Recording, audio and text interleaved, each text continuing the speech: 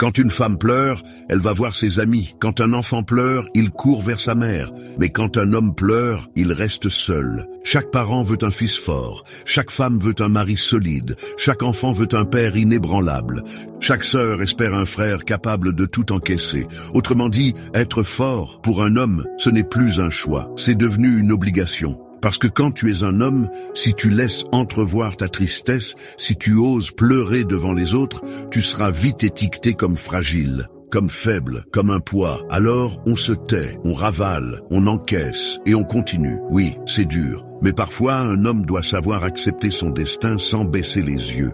Il doit voir ce que l'avenir lui réserve, avec courage. Un homme a des responsabilités silencieuses, protéger, construire, rassurer, encourager, porter sans fléchir, même quand il est lui-même au bord de la rupture. Dans ce monde de requins, un homme qui ne prouve pas sa force est vite mis de côté. Mais cette force, elle ne vient pas de la brutalité. Elle vient de la discipline, de la maîtrise, de la résilience. Alors forge-toi une carapace, mais n'oublie pas ton cœur derrière l'armure.